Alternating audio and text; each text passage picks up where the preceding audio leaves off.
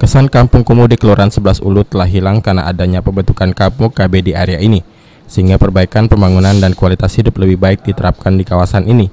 Pencanangan program Kampung KB telah dilakukan Presiden pada 16 Januari lalu. Terpilihnya Kelurahan 11 Ulu karena memiliki jumlah penduduk yang padat serta memiliki tempat yang masih kumuh. Namun menjadi Kampung KB tahun 2018 banyak dilakukan pembangunan seperti drainase serta pemberian pelatihan keterampilan pengelolaan sampah diberikan kepada warga. Hal ini dilakukan guna meningkatkan kualitas SDM. Pelatihan pembinaan juga diberikan kepada para pemuda akibat pemakaian obat-obatan terlarang.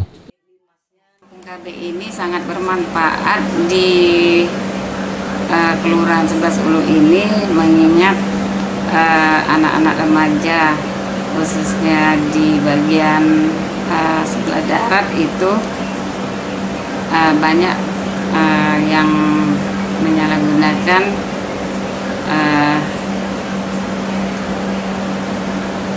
kegiatan pemuda itu sendiri dengan memakai narkoba. Jadi kita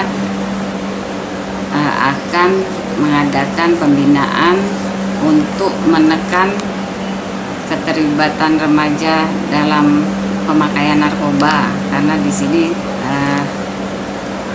terhitung agak rawan narkoba. Kampung KB tidak hanya dimaknai untuk pengendalian kelahiran, tetapi juga berlaku untuk ekonomi, sosial budaya, pendidikan, dan kesehatan.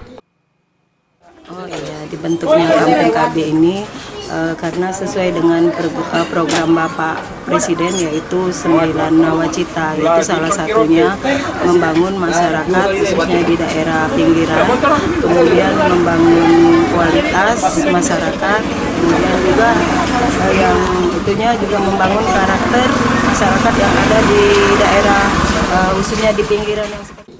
Nelly menjelaskan bertujuan membangun karakter yang lebih baik pada masyarakat di pinggiran yang memiliki ekonomi menengah ke bawah. Amanda Lydia, PAL TV.